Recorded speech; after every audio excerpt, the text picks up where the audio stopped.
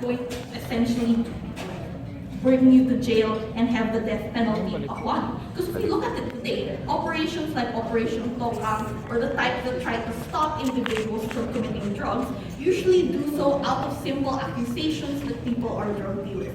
And therefore, individuals on the ground, rural individuals who might not have access to things like lawyers or natural protective mechanisms, are still going to be afraid of going out, are still going to be afraid essentially because if the police catch them, for example, if someone wrongfully accuses them of doing drugs, they are just as dead as the individuals who are guilty. And that's not the world we want to live in. Which is why essentially we believe that the reinstitution of the death penalty harms Philippine businesses, whether they are small to medium enterprises or large enterprises. And we would rather they simply improve current judicial systems and current police implementation to ensure safety.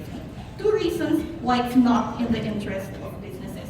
First is essentially because it harms trade. In status quo right now, we are greatly benefited by systems such as the general system of preference, which allows us to ensure that goods, 6,274 goods, can enter duty-free into areas like the European Union, for example. And a lot of these goods are focused on the agricultural sector, things like coconut oil, or coconut water, or coconut everything. The point is that this is a $12.8 billion trade that a lot of the times directly affects the businesses and the agricultural sector of individuals on the ground. The problem is, these types of benefits that we are currently enjoying today are highly dependent on our ability to keep our human rights record straight, our ability to ensure that we adhere to the treaties and the second option protocol that we as the Philippines are a signatory to. The harm, if ever, we do reinstitutionalize death penalty is, one, we essentially risk losing the benefits state, our GSP status,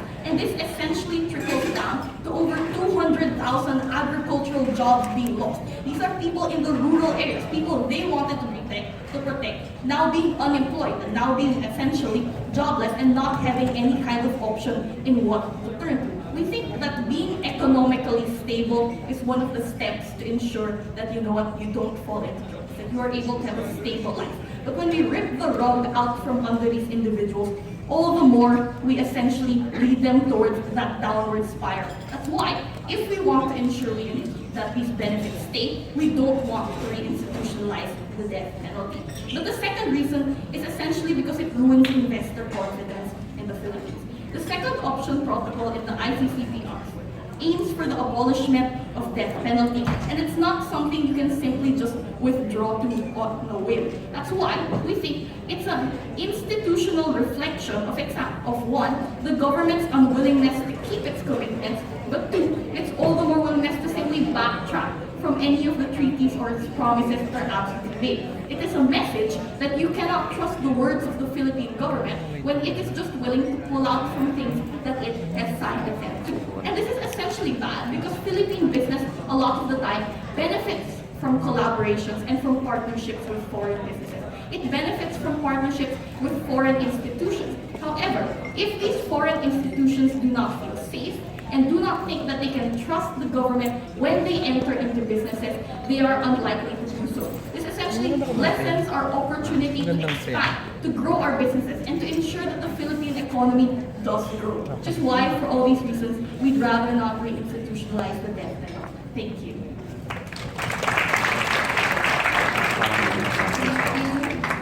To the first speaker of the negative side, let's now move back again to the affirmative. Hear you.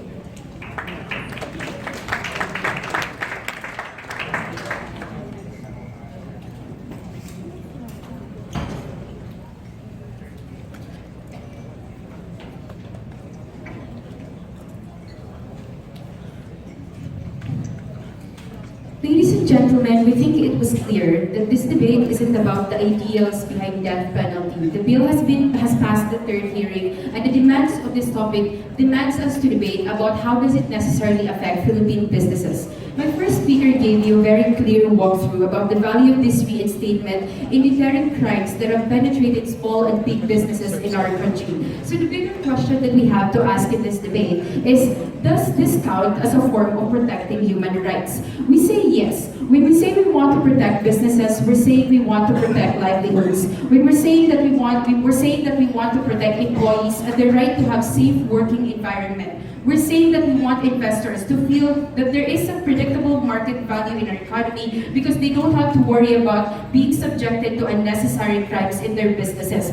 This may not be felt, for example, in the metropolis because there are already established businesses in these kinds of cities. But we can say the same thing for small cities and municipalities in other parts of the Philippines where these things does not necessarily exist, where people aren't necessarily employed in bigger corporations because they have to settle with sari-sari stores. We think that relatively, because cities, for example, like Maguindanao or Mindanao and Marawi City, these kinds of cities, for example, are not necessarily subjected to these kinds of opportunities because they have higher crime rate, which means that this crime rates means that for businesses, certain crimes are not being criminals are not being held accountable for the things that they do. So the thing is, when you make businesses feel that a system holds criminals accountable for the acts that they do, you give them that sense of security. And we think that's an asset that we're not willing to forgo if it means more opportunities for small communities in other parts of the Philippines.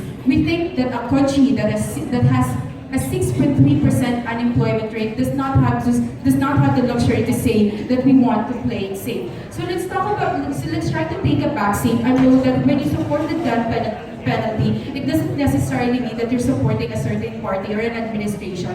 Let's try to look at death penalty in its purest form and not as a platform of a specific party. We think this is something that we have to consider. Responses. Leader of opposition told us that this is only going to work if we are sure that criminals are going to be prosecuted. But we have to understand that we also admit, coming from government, that the criminal justice system is not perfect. But it doesn't mean we can't do anything about it. It doesn't mean we can't reinform policies to make people who are held accountable for that. Which means that that argument is not an argument against death penalty. It's an argument against making sure that the criminal justice system works. We think that wasn't our burden in the first place. Second of all, they told us that this is bad because businesses don't feel safe because there's Operation Townhall and EJK. Remember that we're not defending Operation Townhall and EJK. This is a debate about death penalty. So what we're saying is that even this kind of policy actually is actually a better way to make the police force accountable for the current problems that are existing in our country. So in that particular instance, when we say that we want death penalty, it doesn't mean that we're going to barge in every family's home and probably catch anyone suspected of committing a crime or probably consuming drugs and selling drugs. That's not the case. What we're saying is that the current system is not in its best condition, but we want to do it better. We want it monitored. We want it under the radar of the government because we want to see how it necessarily works for the rest of the world. We think that they also said that this might cause a rift to certain treaties that we sign. But remember that we can still negotiate trade deals. Even if there are changes in how we deal with our peace and order, it doesn't necessarily mean that no one is going to trade with us. Remember that the relationship that we have with other countries is twofold. It's economic and political, which means that even if, for example, you have different political model, it doesn't necessarily mean that economic trades will not necessarily exist. These kinds of violations, even if it's true that maybe it might create a rift, we think that we have to understand this on the perspective of the people living the lives in the Philippines. So if they think that this is the priority, if they think that this is something that's urgent, it's only right that we deal with it. We think that the reinstatement of death penalty coming from government may not be as amiable as it sounds. But if this debate is all about freedom, we think that making sure that people can walk safe in the street and making sure that investments are going to come in because they feel safe and they can walk in the streets at ease, we think that this value is something that we need to forward. Even if, for example, sometimes it does not necessarily agree with our emotional sensitivities. Thank you.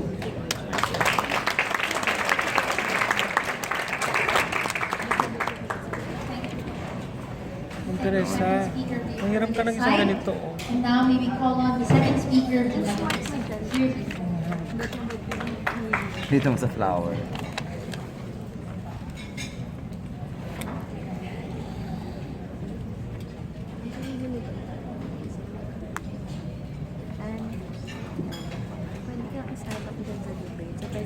Kanina pa ako nandiyan ako, speaker ako. Ayun yung Tristan Laverne. If you notice, the entire case of side government or affirmative side in this particular debate is about perception. The idea that businesses will have better confidence in the economy or in the state in general, primarily because there is law and order at the same time, there is also a deterrence of crime rates happening in status quo. However, there was never really a complete analysis on precisely why the reimposition of death penalty is the only solution to get there. The only solution, for instance, to develop order and discipline and deterrence among individuals. What I will forward to you in my speech are two things. The perception of small and medium enterprises is something that government also talked about. But the second thing that I will talk about also is about foreign perception as well. Because we have to recognize that when we talk about the economy and businesses, we also talk about foreign investments, ladies and gentlemen. So the first one, why do we think that SMEs or small medium enterprises in terms of support death penalty is something that we can still subsume even without the death penalty itself? Because notice that the argument that the interest that the SMEs have in terms of death penalty is the promotion of order and discipline and deterrence. Let's talk about the first thing. In terms of order and discipline, my first speaker already talked to you about how we can always transfer the political capital used to promote the death penalty to improving the justice system. The debate therefore is about where do we want to change the justice system? Do we also improve the justice system and add the death penalty, or we just improve the justice system?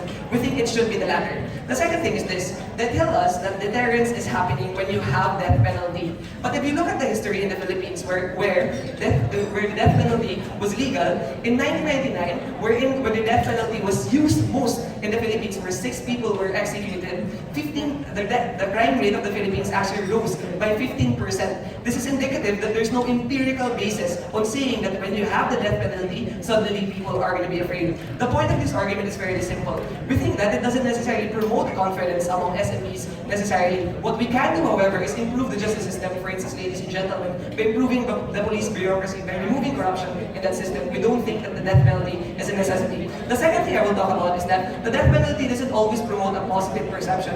And this is where I will talk about how foreign investments see us. Because the argument coming from them, again, is about law and order The idea that when you have Duterte, for instance, having a tough stance on crime, so the businesses outside will necessarily invest. I think my first speaker already talked about how it necessarily harms our trade agreements with, for instance, EU. But what I will talk about are 3 things. The first one is, if you notice how Western media portrays the death penalty in the Philippines, it necessarily portrays the death penalty in a negative manner. Meaning to say, in so much as foreign perception to the death penalty in the Philippines, they don't necessarily see it as a value because the framing is always negative. The second thing is this: a lot of multinational companies don't necessarily want to be conflated with a country that promotes the death penalty. You see, for instance, in Vietnam, where pharmaceutical companies already withdrawn, for instance, some of their medicines to promote the death penalty because they don't want to be conflated or become complicit to the harms, complicit to the ethical conundrum of the death penalty. The third thing is this: if you notice as well, MNCs operate according to facts. This means that they go beyond perception, but look at as well whether or not it's really true that there is actually order and discipline happening on the ground. But as I talked to you a while ago, that deterrence is not necessarily happening when you talk about the death penalty.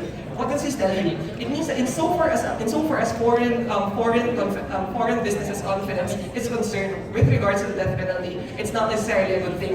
This means, therefore, there's a greater propensity of the removal of capital from these foreign investments that greatly helps SMEs to develop because it allows for competition to happen, it allows for investment to happen. And for all of those reasons, we're proud to oppose. Thanks. Hindi siya nasalita. We thank the second speaker for the negative side. To end the debate for affirmative, may we now call on the third speaker. Hindi niya na Here. foreign percent.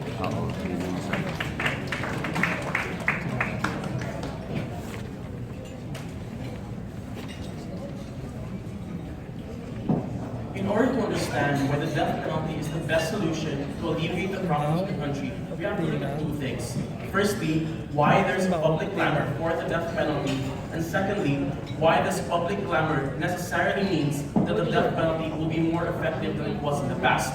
Firstly, the reason that there is public clamor for death penalty is because the citizens no longer trust the state. They no longer trust the correct justice system, and they no longer believe that the police, for example, is able to protect them and is able to uphold their rights.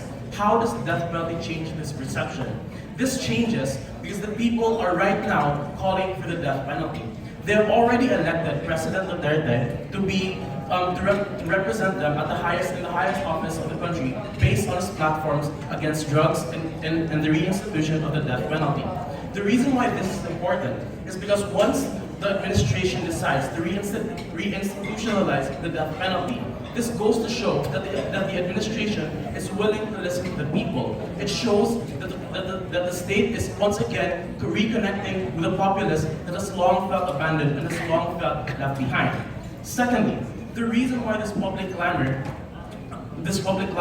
will make the death penalty a better system now is because of this public clamor, you can see that people are now concerned as to how this process will take place. They're concerned as to how the death penalty will be reinstituted and how the justice system will be reformed.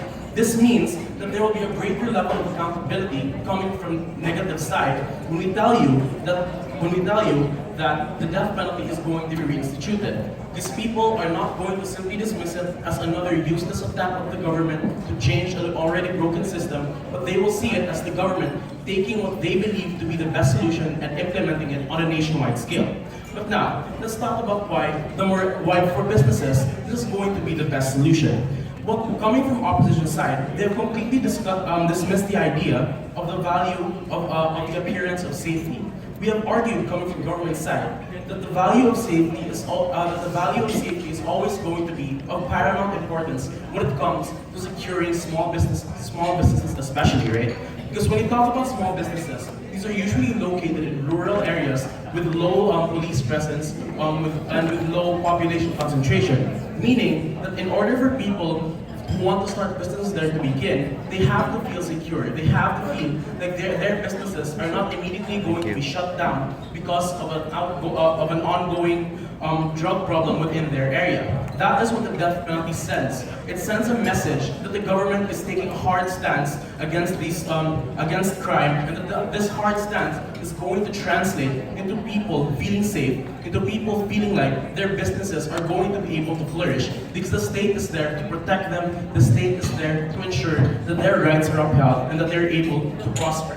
Because what happened? Because at the end of the day, we have to see that the death penalty might be in a morally gray area, but we have to understand that its impact on people is something that is definite. Its impact on how people perceive themselves, perceive their society, and perceive their state is something that we cannot discount, and that even if we say that it does not necessarily lower the crime rate, it at least gives people that hope that crime is being combated, that crime is being fixed, and it gives them that hope to see a better future for themselves, to see a better future for their country, to see a better future for them, wherein they can grow as people, and that will in turn translate into people becoming more confident within their businesses, and within those businesses growing to become even better.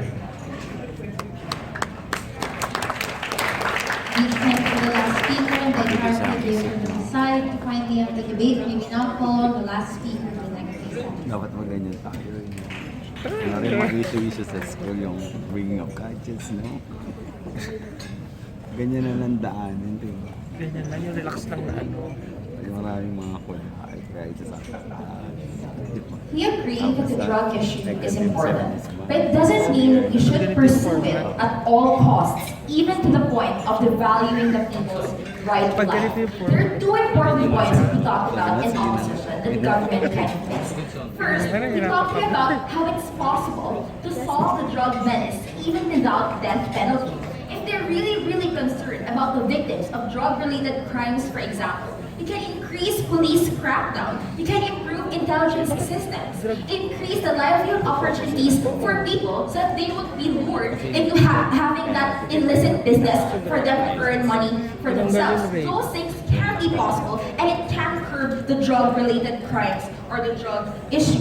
But second of all, they also forgot to rebut the point where we talked about a good business environment being possible without the death penalty. In fact, even the fact that Duterte's prioritization of crime and even the peace process in Mindanao is already enough of a persona for you to show that Duterte is interested in ensuring a good law and order system in the Philippines. In fact, life imprisonment is enough, and even better if you really want to make sure that people feel safe in their own country. Why? We have to consider the imperfect justice system that we're operating in. We cannot analyze death penalty in isolation because death penalty will always be the result of how the justice system operates. Since it's imperfect, the death penalty can be manipulated by leaders of drug cartels or syndicates, for instance, to silence the drug pushers or those poor people who have been involved in these drug-related crimes, which is wrong because since they are already defenseless, they want to help or seek help from the judicial system, and it's morally wrong for us to give a judicial system which could end them losing their lives. The judicial system should be the primary protector of human life, and with the death penalty, you're not giving them that. In fact, the leaders, those who cannot be possibly punished by death penalty because of their clout or connections or money and resources, will just silence those foot soldiers of the drug system or organized crime for them to not even engage in those things. But second part of my speech will talk about business, because this motion is mostly about business and how the death penalty will affect the Philippine economy. First of all, the first speaker already talking about the GSP status. We are signatories to these international treaties, and once we violate those treaties, we could lose aid. We could lose our tariff preference that we are currently enjoying in EU. And why are these things important? EU is the third largest export market of the Philippines. This means that most of our fishing and agricultural products are exported to the EU. If you look closely, these particular exporters are SMEs, those people that they want to protect by giving them a safe environment, or told you that safe environment is also possible on our side. But why is it more harmful if you have death penalty? If they lose the tariff preference that they currently enjoying in EU, it's harder for them to sell their goods outside the Philippines. And it's a more tangible effect in the businesses that we have in the Philippines. But moreover, they responded to this by saying that it's not going to be automatic. We can negotiate these trade deals. Well, even if we can negotiate, it will be extremely hard for us to negotiate, considering the domestic pressure that EU, for instance, is currently experiencing. People there don't want their own country to support a particular country which has no respect for human rights. So even if you're a very good diplomat, it will be hard for you to even convince those people. Lastly, the effect of losing aid. If we lose aid, there will be no money or development aid to support opportunities for people, like development aid, concessional loans for businesses. This results in lesser purchasing power for people. This means that there's fewer and fewer or lesser consumer activity that businesses can thrive in. This means that death penalty is not just an utter disrespect for human rights, but it's also very harmful in terms of violating certain treaties, which becomes a very important foundation for our economic treaties and agreements with other foreign investors. We are a developing country. We're greatly reliant on these powerful entities to support our economy. We cannot just easily neglect that. Thank you. Next is Ashley. From the not so sure side. Susunod yung debate niya dapat guys audience That was a heated first debate, kind of across the house. magagaling na. Right. So we'll now directly move on to the second round of the debate, and this time we'll talk about business and human rights. For this part of the debate, we will still have team one, which was previously in the negative, now they will be in the affirmative. And we will now welcome for the negative side, team three. We have Antonio Miguel Ventura from the University of the Philippines, Diliman, Fran Marie Molajada from the University of the Philippines, Iloilo, and Jaya Minorca Bautista of Xavier University, Ateneo de Cavite. Thank you, Michael. It seems that the debate is really very heated. You are giving the judges and adjudicators a very hard time. And as we need to flow with the rounds, we will have again another video to introduce the topic on business and human rights. Anong pamilya ng lalaki? Sino yung speaker? Personality siya. He was Parang trying nakalagay to dyan, ano ah? convince me to buy his goodies. Walang kwento. But behind his smile, Hindi, there baka was ano lang. sadness in his eyes. Baka So I minotify asked nila. him if he could talk for a while. Modify po siya. He said that he lost his parents in a factory fire in Venezuela. He looked down and stared at his feet and softly whispered that his father and mother were making beautiful slippers. They were dropped in the building. They burned with the slippers, he declared before he quickly ran away. The best I could do then was Google search to learn more about the incident. Valenzuela factory fire, I typed. 72 dead because of fire safety violation. The building's occupancy was over limit. The exit points were locked. Isn't this an issue of human rights? Is the responsibility to protect human rights optional for Townhall din eh. businesses? Mamaya pa yung ano.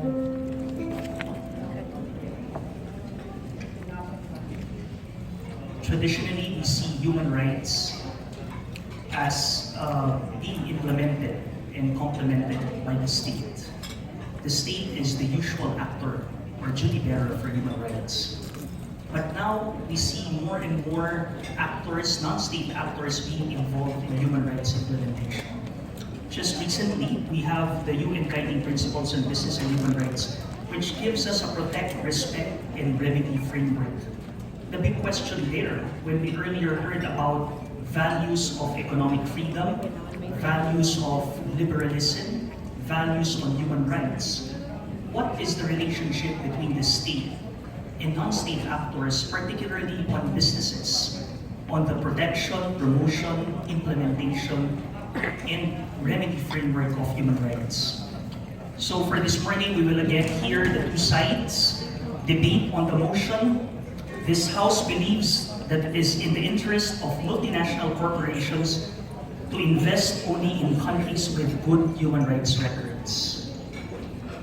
So without further ado, let's start the debate. May we now call on the Prime Minister. Hear, hear.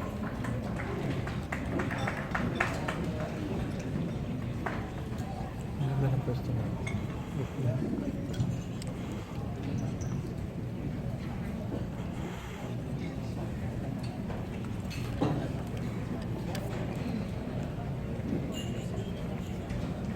With the advent of globalization, MNCs have an increase in their power to direct national policies and national priorities. The increase in an economic power within a country often translates to an increase in the political power within these countries as well. That's why we think it is in their best interest to direct these powers against countries that have bad human rights records. How are we going to go about this policy? 3 points. The first is we'd like if these MNCs are able to coordinate with organizations such as the UN or Amnesty International to determine which countries exactly are those with bad human rights records. Secondly, we're going to give them essentially an ultimatum. Either they be able to change, to promise strict enforcement, and have a grace period where they show that change. Or if they fail that grace period or either reject our ultimatum outright, us as the MNCs are going to pull out all our investments from that country.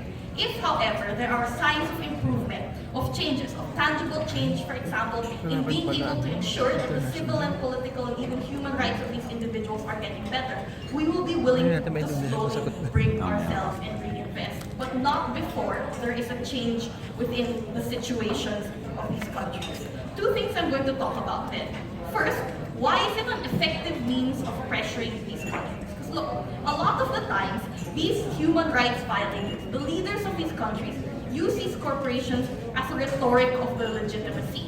They say, for example, that we are recognized by the international community and part of the global community. Or even worse, they use the economic prosperity that these MNCs bring to hide the human rights violations, or even say that it is worth these human rights violations if we are able to make these individuals richer. We think when these MNCs pull out, when they no longer have investment, these leaders lose that rhetoric to be able to say that they are doing good for the country, that they are benefiting people, or even the fact that they encourage people to look beyond human rights issues towards the economic prosperity. All these things essentially disappear, and what you have is a highlight towards the injustices that these leaders of these countries essentially brings. We make them more powerless within their own country and ensure that it's much, much easier for us to change or pressure them to do so. But even if, for example, in the worst case, these countries do not change and they remain, say, steadfast despite our pressuring, we still think it is within the moral duty of these nations, for example, for these MNCs, because for so long they've been able to benefit from the free trade, from an open human rights, from an open world, and essentially it would be contradictory to the principles in which they stand for to essentially help empower a government that does not believe for the same principles and rights. And we cannot tolerate that kind of thing by the MNC, which is why it has to be done. But the second thing I'm going to talk about is why a better human rights environment also translates to a better business environment in two ways. The first is essentially we have greater protection for companies. Look, leaders who oftentimes have a systematic abuse of human rights show that they have little disregard for legal processes and transparency, because these things tend to be incompatible with the violation of human rights, because they tend to be able to stop them. That's why companies are afforded little legal protection, for example, when they fall out of favor with the leader of that country. Or, for example, if they have a policy that might seem against or unjust these MNCs. For example, in Zimbabwe, when there was a policy that these corporations were required to submit a majority of control towards Zimbabweans or face their license revoked, or even in the worst case, the government was willing to go after the assets of the direct. Companies like Nestle and Standard Chartered were faced with either to comply or to close up and leave. We think these kinds of dangerous situations where companies are left inherently powerless is something that is better off when human rights brings with it greater accountability and transparency. But the second, essentially, is the idea that it offers a more stable environment. Human rights violations tend to lead to greater civil unrest for two reasons. First, either because of the disenfranchisement of specific groups within that area, which leads to boiling dissatisfaction, or even conflict among parties when you have a majority and a minority party who tend to fight and embroil. And we think, in the worst case, when you have greater civil unrest, these can lead to business operations being inoperable. Or at the best case, you simply have frequent disruptions because of maybe rioting or protests or whatnot. Human rights essentially imposes a better quality of life through social development and the reduction of poverty. This ensures that individuals have a greater quality of life, that they can go about their lives and their jobs peacefully to ensure that there's little that can destabilize this. And with that, we think it is for all these reasons in the best interest of these MNCs to ensure these countries get better human rights. Thank you, Prime Minister. Let's now move on to the Leader of Opposition. Here you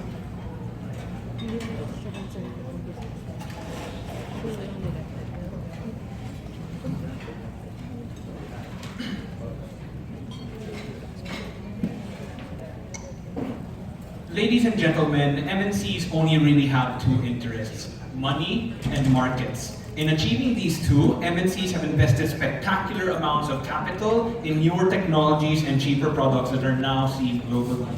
These things are necessary for the advancement of countries with poor human rights records and poor economic development. We would posit then that in letting MNCs pursue profit margins continuously without threats of pullouts, we can better protect the marginalized. So what do we envision on opposition side?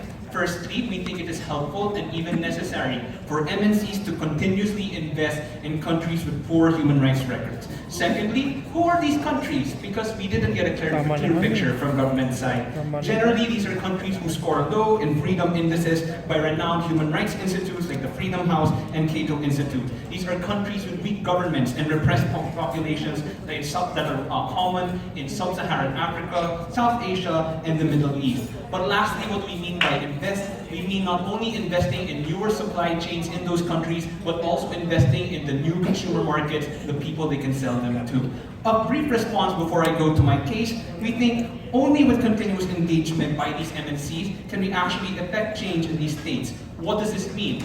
Only when MNCs continuously grow and continuously expand their markets and production in these countries can people on the ground demand a greater share of this prosperity. That's why when MNCs started entering the Chinese market in the 1990s, we had an increase in the number of protest incidents by Chinese workers from the 1990s, numbering from only the hundreds to the tens of thousands today. People want their money, people want their wages, and you cannot get that if people pull out. Conversely, if these MNCs pull out under their side, then it only means that these states will revert back to heavy-handed economic policies that threaten prosperity. We're talking about state-owned enterprises that are controlled by the cronies of the dictator. We're talking about import tariffs and protections that only starve people on the ground. Let's go to the things I will discuss. Firstly, I will discuss money. Why do we think that MNCs must expand into worse-off countries to remain productive? At some point, MNCs must look outside their home countries due to market saturation. Because even if you are rich or middle class, you will only buy so many cars or so many shoes. And there's only so much land and so much natural resources for these MNCs to build new factories and new products. We think countries, unfortunately, countries with poor human rights records pose great opportunities for these MNCs. When we have a corrupt and inefficient government that has inefficient state-owned enterprises, it means there are many natural resources that are not yet used or yet untapped by these countries. When we're talking about low-income and repressed populations, we're talking about cheap labor or consumers who do not know the fruits of labor from multinational corporations. So what we think is, entering these countries by MNCs not only gives us more productivity for these MNCs, but prosperity to the countries. With MNCs now, local workers now have a chance to earn marginally higher wages in marginally better conditions than if they worked in a state-owned factory. Now, local companies can seek partnerships, more honest and lucrative contracts with MNCs, rather than having to go through corrupt bidding processes or having to get subsumed by a corrupt state-owned enterprise. Now, people on the ground can get cheap and actually better goods rather than the ones that you have to get through high import taxes. A case study here is the Philippines. If you'll notice, so many products here are value size that there is no parallel in the world like those kinds of products, because MNCs have had to innovate to be able to compensate for the low incomes and low opportunities of Filipinos. The conclusion here is that if you allow MNCs to come in and profit off of us, we will be able to profit off of their better products and their better jobs. Secondly, on markets, why do we think that MNCs continuous entry, invites more involvement in the human rights situation? We think protecting free trade is a priority for countries because no one wants their business or their businessmen to be harmed no matter where they are in the globe. That's why since the 1990s, the United States and the European Union have been incorporating human rights languages into their free trade agreements. The example here would be the generalized scheme of preferences held by the EU, which commits countries who want to trade with the EU to international conventions on human and labor rights. We think the withdrawal of benefits to corrupt governments is the stick that these free trade agreements want to have. But the carrot is the MNCs and their continuous investment in the people and the markets in these countries with poor human rights records. The capital and the productivity is what governments in these places want. The opportunities and wages are what the people want. And if you threaten to take them away on their side, you will not get reform. You will not get changes. You will not get pushed back by the workers on the ground. We think it is through the drive of MNCs to expand to new markets. Can markets actualize themselves? Can markets demand better rights? And this is what we stand for on opposition side. Thank you. We thank the leader of opposition to further the case of the affirmative side, Deputy Prime Minister. Public speaking.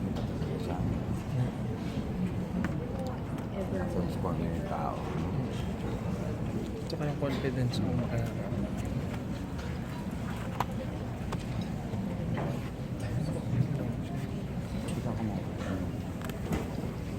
Kuha na.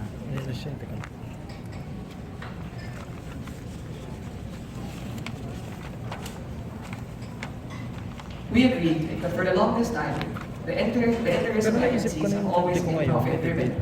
But if you notice, ladies and gentlemen, a growing consensus is that in order for us to have real change, sustainable change, in many parts of the country, we need to include a crucial actor, which is the private actor, ladies and gentlemen.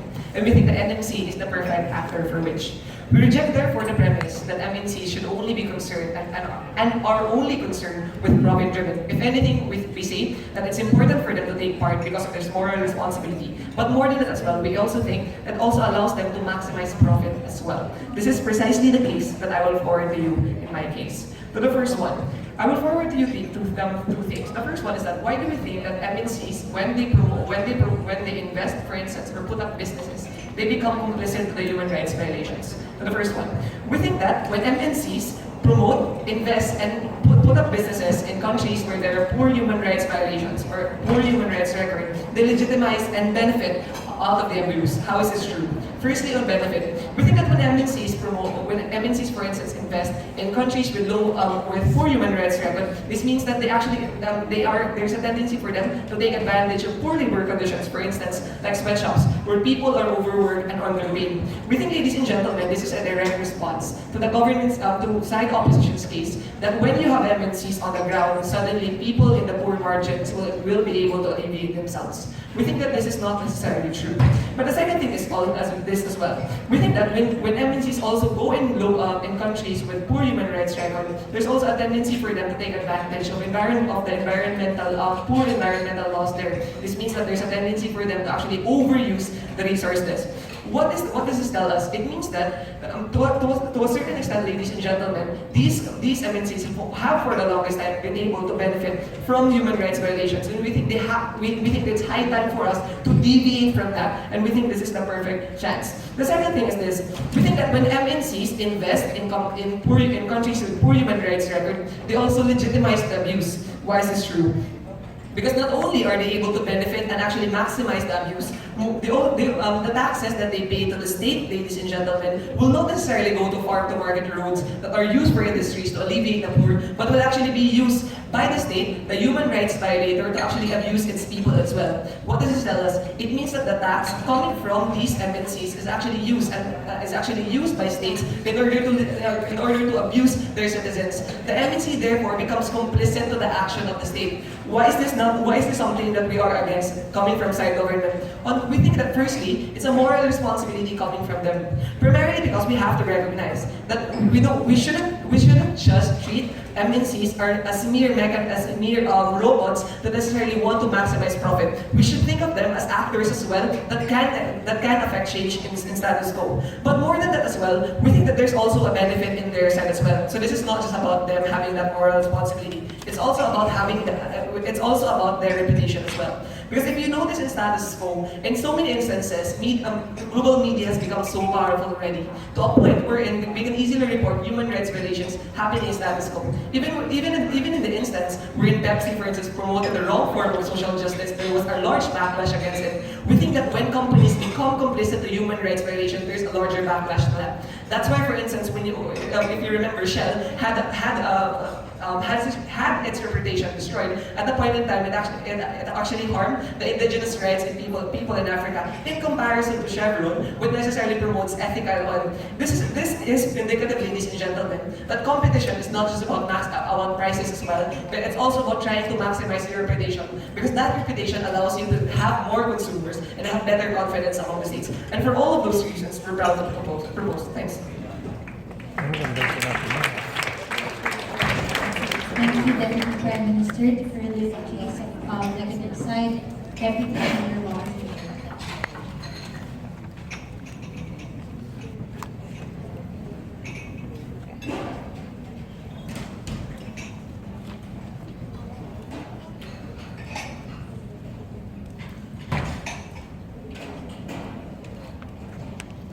Ladies and gentlemen, globalization has winners and losers. The unequal distribution of benefits and imbalances in global rulemaking characterize globalization today. And many people believe that global actors in the global economy, such as these MNCs, are actually exploiting them in the global business, which leads them to think of the idea that these companies are legitimate targets of violence, of other harsh actions, for example. These are tools that are so handy in the absence or deprivation of basic services in these countries, even with those with poor human rights records. This deprivation is caused by being selective and adopting a short-term perspective that government bench willingly defends. Now, the social license under which MNCs operate, they are expected right now to help develop the region where they operate by hiring local employees, for example, providing training programs and supporting the local economy. And they can only flourish as a global commercial enterprise if the demands of economics, of the environment, and of contributing to a just society are granted. So all of these goals are absent on government side. So we argue that MNCs have a stake in resolving conflict in its own sphere of influence, and also much to replace the government, for example, which government side seems to assume. Now, to protect itself then from potential violence and resistance arising from the strong sentiment against MNCs, they should use their capital to invest even in countries with poor human rights records, rather than wait for an invisible actor to effect an uncertain change and become hopeless cases for development opportunities, which again, government side seems to argue. So now, why is it worse when multinational corporations avoid conflict in stages which they operate in? They said that, they can become complicit with human rights abuses. Precisely why we think that it's necessary for them to stay and resolve that conflict, because right now we can hold them accountable, which means that they are also incentivized to enact this change because there are gains that can be gained from this working with UN, for example, and other NGOs, which are doing the groundwork for development to actually occur. Now, there is also a development of the screening of the entry of these companies. Like right now, they are required to make sure that they have the intention to contribute to peace-building efforts to realize the gains. So they are held accountable to make sure that they can affect change in their own sphere of influence, for example. For example, in 2000, the US and Great Britain finalized the voluntary principles on security and human rights to assist MNCs in maintaining the safety and security of their operations within an operating framework, which ensures that the respect for human rights and fundamental freedoms exists. Why is this significant? Because it demonstrates that MNCs working closely with governments, NGOs, and unions can develop practical solutions to human rights issues that businesses face when operating in zones of conflict. Number two, it is important because the parties involved are the corporations themselves targeted by NGO campaigns, for example. Like they're campaigning to boycott this specific corporation because they're not doing their part of the deal. So because of this development, other types then of security agendas include business leaders in the formulation